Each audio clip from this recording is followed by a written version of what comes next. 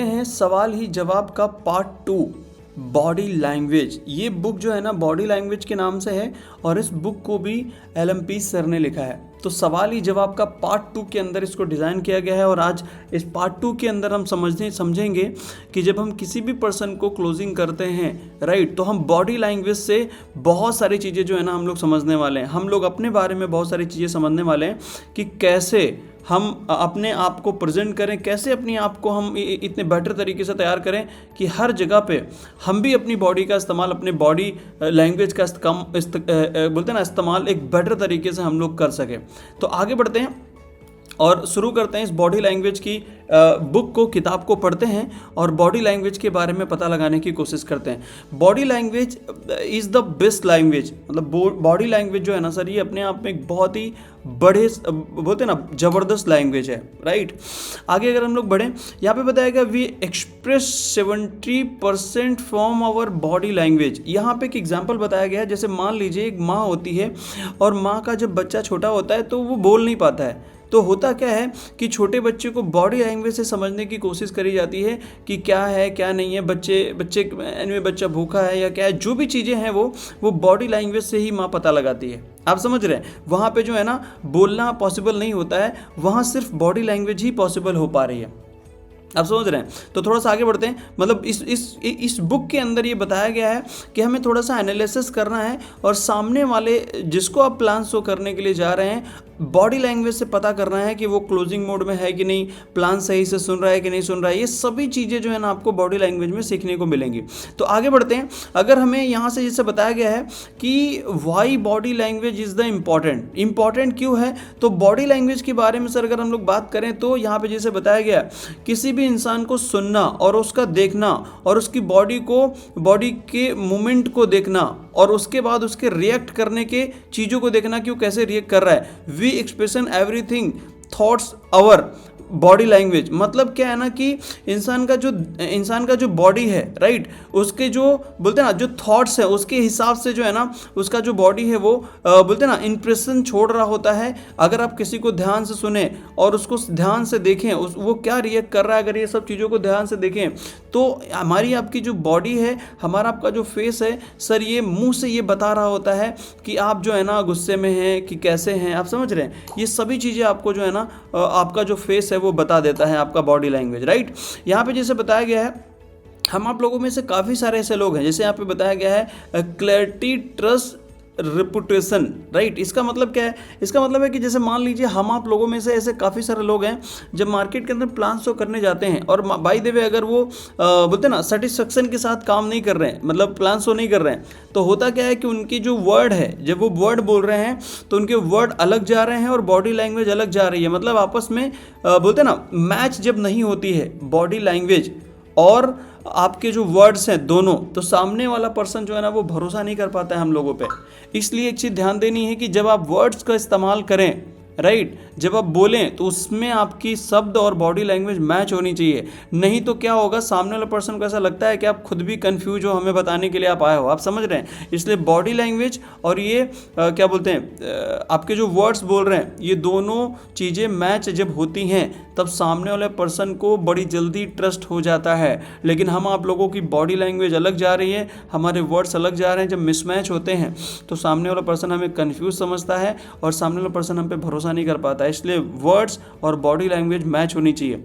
यहाँ पे जैसे बताया गया है हमारा जो फेस इंप्रेशनर है, मतलब हमारा जो फेस है एक्सप्रेशन राइट, तो होता क्या है कि हमारा जो फेस है ये सभी चीज़ें बयां कर देता है। आप खुश हैं राइट, या सैडनेस, आप सैड फील कर रहे हैं, या आप गुस्से में हैं, या आप चौंक रहे हैं, या आप डरे हुए हैं, ये सभी चीज़ें हमारा जो फेस है वो बता देता है। चाहे वो हमारा प्रोस्पेक्ट हो, चाहे हमारे प्रोस्पेक्ट की चीज़ें हमें समझनी हो, ये सभी हमारा जो फेस है ये सभी चीज़ें बता देता है। जैसे यहाँ बताया गया face expression countless emotional without words, मतलब विदाउट बोले भी हमारा आपका जो फेस है ये सभी चीज़ें बयां कर देता है।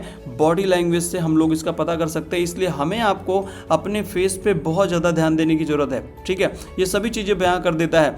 अगर हम आगे बढ़े, यहाँ पे से बताएगा केस्टर, बॉडी मूवमेंट, पोस्चर, यहाँ पे बताया गया है कि आपका जो बॉडी का जो मूवमेंट है, जो आपका पोस्चर है, आप किस कॉन्फिडेंस में है, कैसे वर्ड का इस्तेमाल कर रहे हैं, क्या कर रहे हैं, वो सभी चीज़ें जो है ना सामने वाले पर्सन को बिना बोले भी समझ में आती हैं, या आप भी उसको उस तरीके से समझ सकते हैं। एक मोस्ट इंपॉर्टेंट चीज़, जब हम आप लोग प्लान करने के लिए जाते हैं तो हमें एक चीज़ समझनी होगी, इफ़ेक्टिव जो है ना हमारा, जो बोलते हैं ना, हमें जो अपनी प्रेजेंटेशन है उसको इफेक्टिव बनाना है, राइट। तो अगर इफेक्टिव प्रेजेंटेशन बनाना चाहते हैं तो यहाँ पे आंखों को लेके बताया गया है कि जो हमारी आईज हैं, जब हम पर्सन से मिलने के लिए जाते हैं तो उससे बहुत सारे ऐसे लोग हैं जो सामने वाले पर्सन से आंखों में आंखें मिला के प्रेजेंटेशन शेयर नहीं करते हैं या डिस्कशन नहीं करते हैं। तो जब आप अपना जो आई कॉन्टैक्ट है, जब आप सामने वाले पर्सन के, बोलते हैं ना, आंखों में आंखें डाल के अगर आप बात नहीं करते हैं तो सामने वाला पर्सन आपको हमें डरा हुआ महसूस करता है। दूसरा, अगर आप फेस को ऊपर उठा के बात करेंगे तो उससे ईगो का मैसेज जाता है। इसलिए ना तो ऊपर सर को उठाना है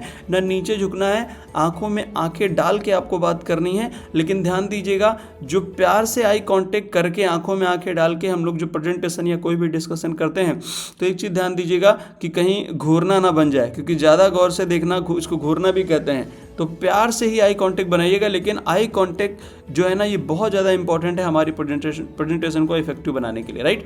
इसके बाद एक और चीज़ यहाँ पे बताई गई है, टच के बारे में बताया गया है, राइट। जैसे आपको याद होगा सर, जब आप छोटे थे और आपको कभी भी किसी भी रिलेटेड कोई प्रॉब्लम होती है तो हमारी जो माँ है, हमारी जो मदर है, उन्होंने कैसे हमारे सर के ऊपर हाथ जो है ना सहलाया था, राइट। तो टच अपने आप में एक बहुत अच्छी चीज़ है। लेकिन हम आप लोग डायरेक्ट सेलिंग बिजनेस कर रहे हैं, डायरेक्ट सेलिंग बिजनेस में जैसे कोई भी हमारा नया पार्टनर बनता है तो ध्यान दीजिए कि किसी भी न्यू पार्टनर जब कोई भी बनता है, चाहे वो सर हो या मैम हो, आप कोशिश करो कि आप उसको बोलते ना अवॉइड करो, कोशिश करो कि टच ना करो, चाहे वो हाथ मिलाने से रिलेटेड हो या कुछ भी हो, कोशिश करो कि आप उसको टच मत करो। शुरू में किसी को भी हाथ मिलाने से रिलेटेड भी जो है ना आप मत करो। कोशिश करो कि आप जितना ज़्यादा दूरी रहेंगे, दूरी बना के रखें, उतना ही ज़्यादा अच्छा रहता है। क्योंकि होता क्या है कि हर एक इंसान का अपना एक पर्सनल स्पेस होता है और हर इंसान ये चाहता नहीं है कि आप हमारे पर्सनल स्पेस में मेरी परमिशन के बिना घुसें। तो इसीलिए हर एक इंसान का जो पर्सनल स्पेस होता है उसमें विदाउट उसके परमिशन के मत घुसिए, राइट। किसी भी पर्सन को आप सामने से टच करने की कोशिश नहीं करिएगा। अगर आप किसी को हाथ मिलाना चाहते हैं, चाहे वो सर हो या मैम हो, तो खासकर ध्यान दीजिएगा कि जब उनको ट्रस्ट अपने मन से होने लगेगा आपके ऊपर, तो अपने मन से शायद वो हाथ मिला सकते हैं, लेकिन आप सामने से कोशिश करिए कि अगर टच से दूर रह सकते हैं उतना ही ज़्यादा बेटर होगा। क्योंकि ये बोलते ना हमें डिस्कनेक्ट कर देता है सामने वाले पर्सन से, और वो सामने वाले पर्सन के दिमाग में बहुत सारी चीज़ें चलने लगती हैं, राइट। बड़ा अच्छा फील नहीं होता है। इसके बाद नेक्स्ट अगर हम लोग देखें तो ये वॉइस के बारे में बात किया गया है। जैसे मान लीजिए हम लोग प्लान करते हैं, चाहे वो स्टेज पर करते हो, चाहे वो 1-to-1 में करते हो, तो यहाँ पर एक लाइन ऐड करी गई है, what your speak is not important. आप क्या बोलते हैं वो इम्पॉर्टेंट नहीं है, how you speak is more important. कि आप कैसे बोलते हैं ये बहुत ज़्यादा मैटर करता है।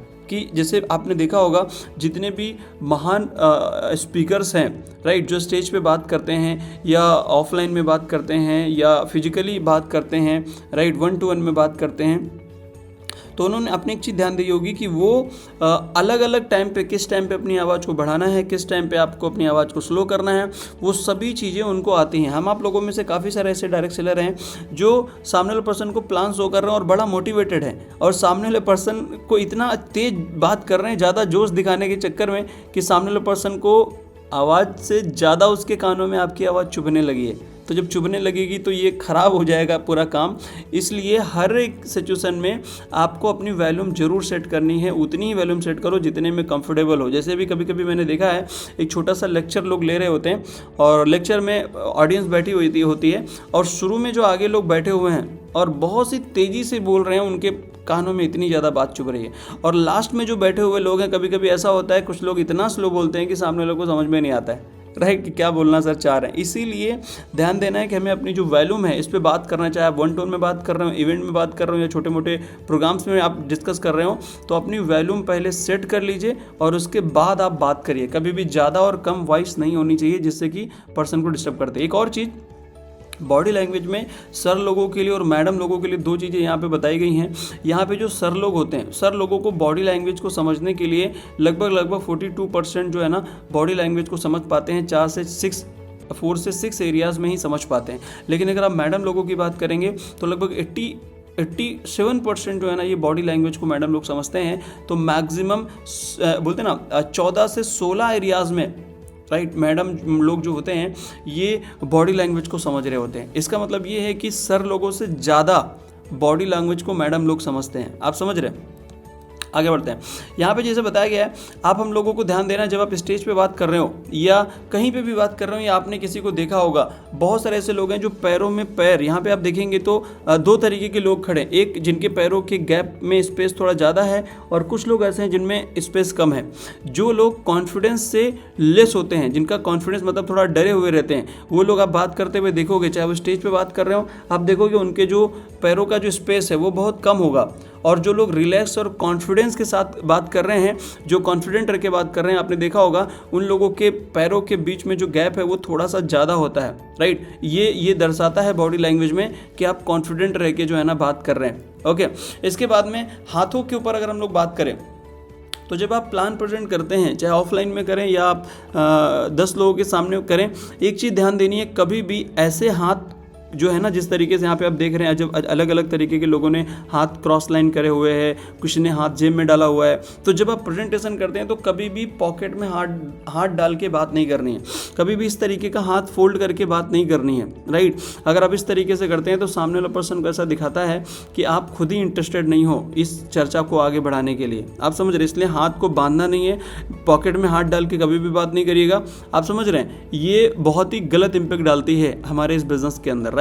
दूसरा, अगर हम सर को लेके बात करें, जब हम प्लान को प्रेजेंट कर रहे होते हैं, जैसे भी मैंने 2 मिनट पहले कहा, जब हम लोग डिस्कस कर रहे होते हैं, अगर आपका जो सर है वो अगर ज़्यादा ऊपर उठा के आप कर रहे हैं बात, राइट, तो उसको ईगो का मैसेज जाता है। अगर आप सर नीचे झुका के बात करते हैं तो लो कॉन्फिडेंस जाता है, राइट। और बराबर जो है ना, अगर आप बात करते हैं तो बराबर में ऐसा लगता है कि आप कंफर्टेबल हैं, और बराबर आई कांटेक्ट और सर बराबर रख के ही हमें बात करना चाहिए। ज़्यादा ऊपर उठा के बात करेंगे तो ईगोस्टी का मैसेज आएगा, लो करेंगे तो लो कॉन्फिडेंस, सर नीचे करेंगे तो, इसलिए सर हमारा जो है ना वो आई कांटेक्ट को मिला के ही होना चाहिए। हेड बहुत ज़्यादा इंपॉर्टेंट मैटर करता है। दूसरा, आई कांटेक्ट के बारे में जैसे मैंने अभी बताया कि आई कांटेक्ट जो है ना हमारे लिए बहुत ज़्यादा इंपॉर्टेंट है। कभी भी अगर हम लोग देखेंगे, आई कांटेक्ट एक ऐसी चीज़ है, कभी भी कोई भी इंसान अगर झूठ बोल रहा है तो आई कांटेक्ट जो है ना मिला के बात ही नहीं कर सकता। ये आई कांटेक्ट का इतना बड़ा गेम है। मान लीजिए आपके किसी भी प्रोस्पेक्ट को आप प्लान शो कर रहे हैं और वो पर्सन से क्लोजिंग की बात कर रहे हैं और सामने वाला पर्सन अगर झूठ बोल रहा है तो आई कांटेक्ट जो है ना करके वो बात करेगा ही नहीं, राइट। ये आई कांटेक्ट अपने आप में बहुत सारी चीज़ें जो है ना आई कांटेक्ट से पता चल जाती हैं, और कभी भी कोई भी इंसान आंखों में आंखें डाल के सच नहीं बोल सकता। आप समझ रहे हैं? ये बॉडी लैंग्वेज की बहुत इंपॉर्टेंट चीज़ है। इसलिए आई कांटेक्ट जो है ना, आप देखिए खुद पे भी आप थोड़ा सा एनालिसिस करिए कि कैसे आप आइस का इस्तेमाल करते हैं बात करने में, कन्वर्सेशन करने में। और आपके जो टीम के अंदर की कोई ऐसा है वो झूठ बोल रहा है अगर, तो वो आंखों में आंखें डाल के बात कर रहा है तो आपको ये समझ में आ जाएगा। लेकिन कोई भी इंसान आंखों में आंखें डाल के कॉन्फिडेंस से सच नहीं बोल सकता, राइट। अगर वो सच बोल रहा है, झूठ बोल रहा है, तो वो 100% आई कांटेक्ट नहीं करेगा। तो आप भी अगर आप आई कांटेक्ट से बात नहीं करेंगे, लोगों से कन्वर्सेशन नहीं करेंगे, तो आप लोगों को भी लगेगा कि आप झूठ बोल रहे हैं। आप समझ रहे हैं? एक और मोस्ट इंपॉर्टेंट चीज़ हमें ध्यान रखनी है अपने कन्वर्सेशन में कि कभी भी गूगल्स का इस्तेमाल नहीं करना है। चश्मा का इस्तेमाल मत करिए आपके कन्वर्सेशन में, चाहे वो प्लान प्रेजेंटेशन हो, राइट, कैसे भी आप प्लान प्रेजेंट कर रहे हो, लेकिन चश्मे का इस्तेमाल मत करिए। हाँ, अगर आपको आंखों में प्रॉब्लम है, अगर उन चश्मे की मैं बात नहीं कर रहा हूँ जो टेस्टेड हैं, जिनकी आंखों की रिलेटेड आपको प्रॉब्लम है, उनका आप इस्तेमाल कर सकते हैं। लेकिन आप नॉर्मली इस तरीके से इस्तेमाल मत करिए जिसका बहुत ज़्यादा रॉन्ग इम्पैक्ट पड़ता है।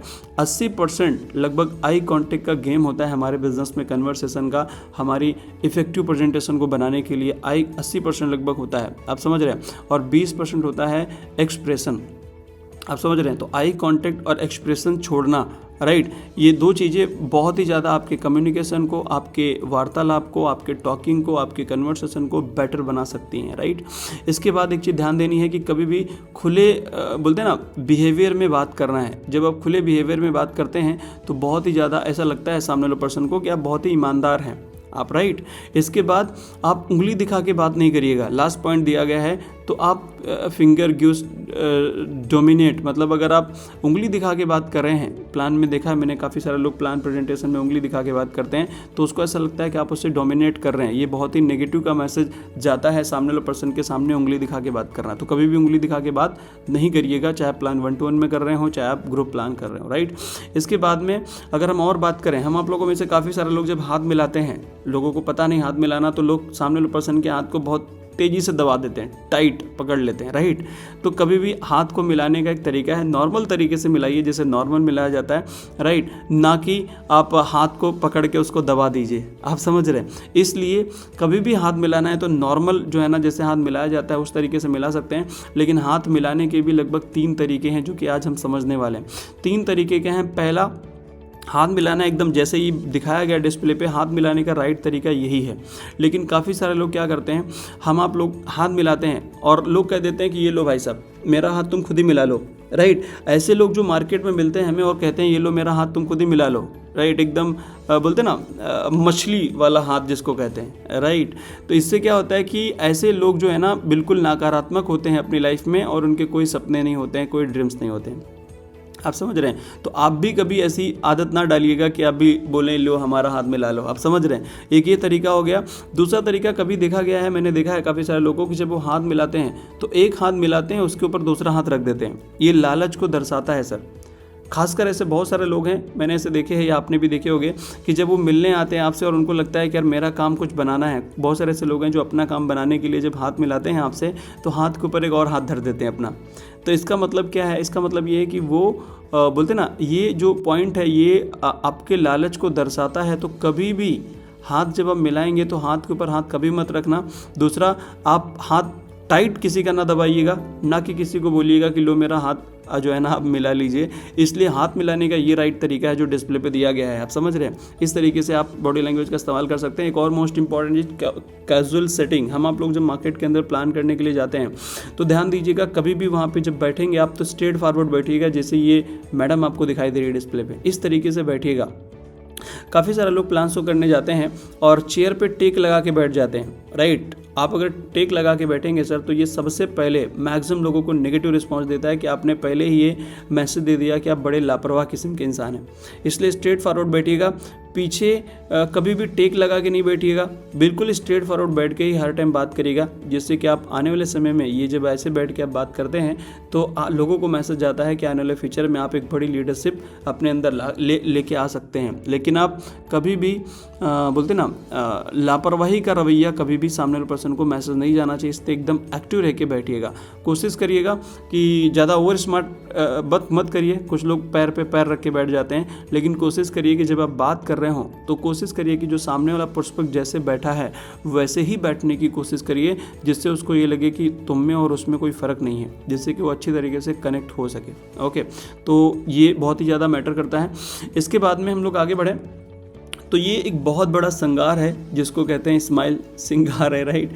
आपको बोलते ना इस बिज़नेस के अंदर स्माइल का रहना बहुत ज़्यादा ज़रूरी है। स्माइल हमारा बहुत काम बनवा देती है। तो आप जब भी इस बिज़नेस को कर रहे हैं तो स्माइल आपके फेस पे रहनी चाहिए। प्लान शो करने जा रहे हैं, जो भी करने जा रहे हैं, स्माइल से ही पूरा काम बनेगा। स्माइल होनी चाहिए, क्योंकि उदासी अगर है आपके चेहरे पर तो उस पर तो मक्खी भी नहीं बैठेगी यार, राइट। तो बहुत ज़्यादा ज़रूरी है स्माइल रखना, आप समझ रहे हैं। इसके बाद में अगर हम लोग आगे बढ़ें, कभी भी एक चीज़ ध्यान रखिएगा, ये जो स्माइल वर्ड में इस्तेमाल कर रहा हूँ कि आप खुश रहिए हमेशा। एक चीज़ का ध्यान दीजिएगा, कभी बाय द वे कभी कभी ऐसा भी होता है कि मान लीजिए आपके कभी किसी भी जानने वाले के लाइफ में कोई मिसहैपनिंग हो गई है, कुछ प्रॉब्लम हो गई है, राइट। तो जब प्रॉब्लम हो गई है तो वहाँ आप अपना जो ये श्रृंगार है आपका ये स्माइल का, इसको आप बचा के रखिए, क्योंकि इसको आप वहाँ पे इस्तेमाल नहीं कर सकते। नहीं तो आपका फ्रेंड कहेगा कि यार मेरे घर में प्रॉब्लम हो गई है और इंसान हंसता ही चला जा रहा है, आप समझ रहे हैं। तो हंसने की जो स्माइल आपकी उसको सही जगह इस्तेमाल करिए, गलत जगह इस्तेमाल मत करिए, ठीक है। यहाँ पर ये जो पॉइंट एक बताया गया है, we can carry bubble space around our body. अभी मैंने थोड़ी देर पहले आपको बताया था कि हर इंसान का अपना एक पर्सनल स्पेस होता है। जैसे ये लेफ्ट साइड में आपको दिखाई दे रहा है, ये जो हाथ जो किया हुआ है ये, राइट, ये जितने में इसके हाथ दिखाई दे रहे हैं, ये हर एक इंसान का अपना एक पर्सनल स्पेस होता है। और आप हर एक इंसान के परमिशन के बिना आप उसके पर्सनल स्पेस में मत घुसिए, क्योंकि अगर आप घुसते हैं तो आप सामने वाले पर्सन को बहुत ही गलत मैसेज जाता है, राइट। ड्रेसअप को लेके अगर हम लोग बात करें तो मोस्ट इंपॉर्टेंट है हमारे बिजनेस के अंदर ड्रेसअप। हम आप लोगों में से मैक्सिमम लोग ऐसे हैं जो अपने ड्रेसअप के ऊपर काम नहीं करते हैं, राइट।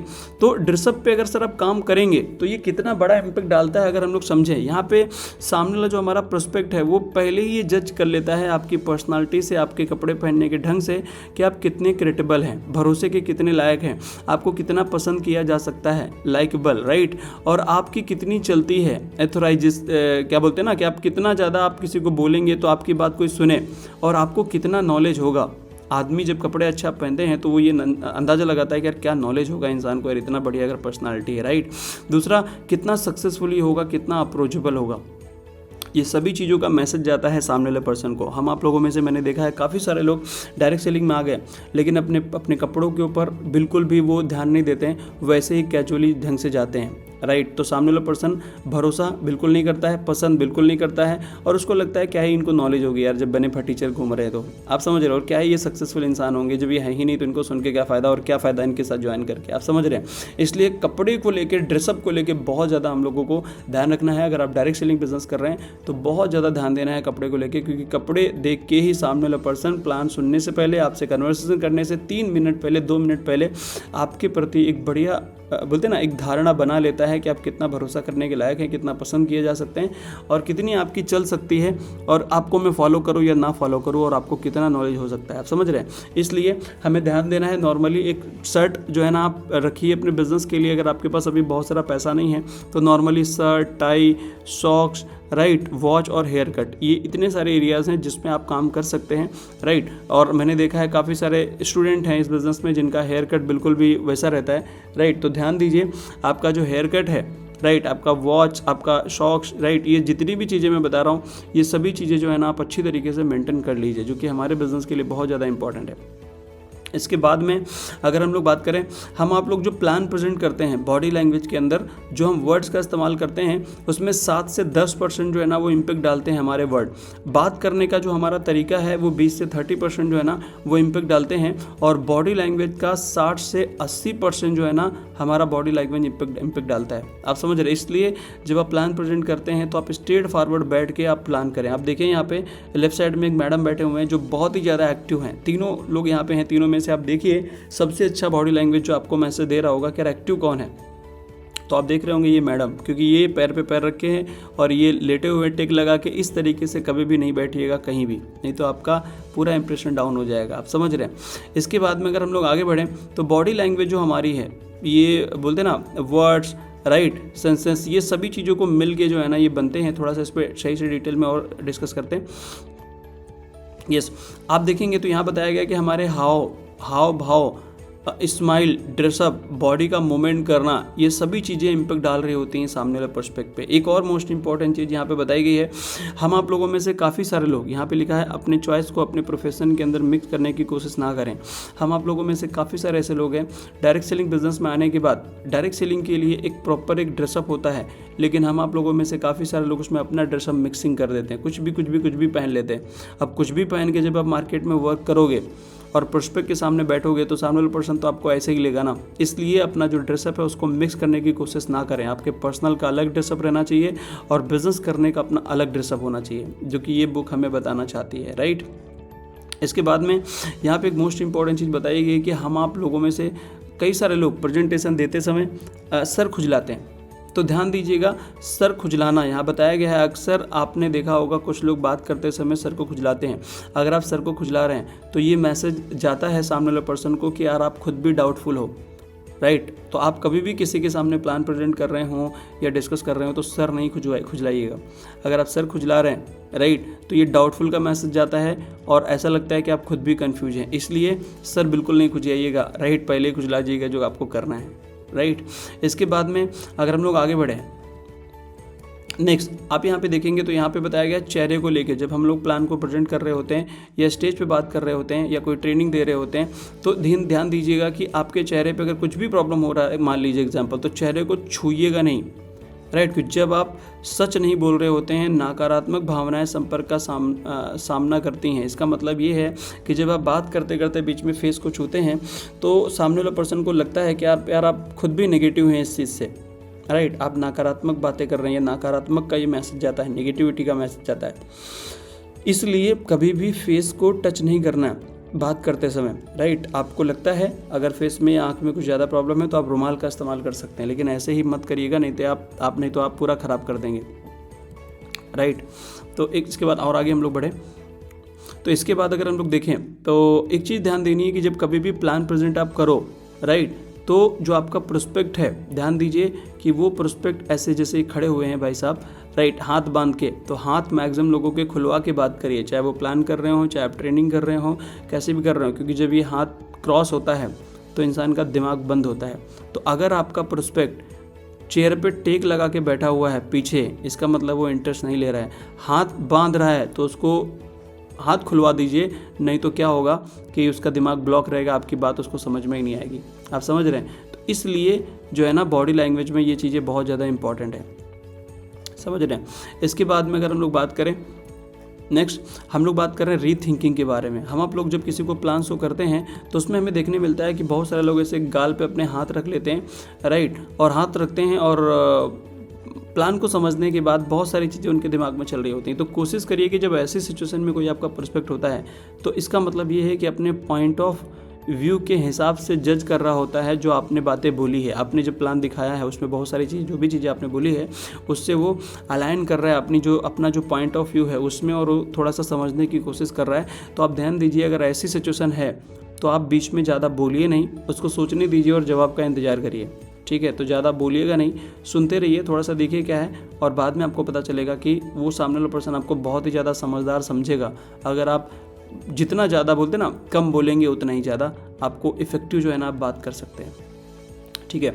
इसके बाद जब आप प्लान को प्रेजेंट कर रहे होते हैं और सामने वाला पर्सन अगर क्लोजिंग के मूड में है, ये बॉडी लैंग्वेज की बुक ये बता रही है कि कोई भी पर्सन जब एग्री होता है तो या तो मुंह में अपने चश्मे की जो वो होती है, राइट, वो मुंह में डालता है, या फिर पेन जो है ना अगर वो मुंह में ऐसे ले रहा है, राइट, इसका सीधा सीधा मतलब है कि सामने वाला पर्सन हमें सिग्नल दे रहा है कि वो पॉजिटिव भी है और वो करना चाह रहा है इस बिज़नेस को और इंटरेस्टेड भी है। तो क्लोजिंग मूड में एकदम बैठा हुआ है, आप तुरंत प्लान दिखा के बोलते ना अर्जेंसी क्रिएट करके क्लोज करके ऑन द स्पॉट पेमेंट ले सकते हैं।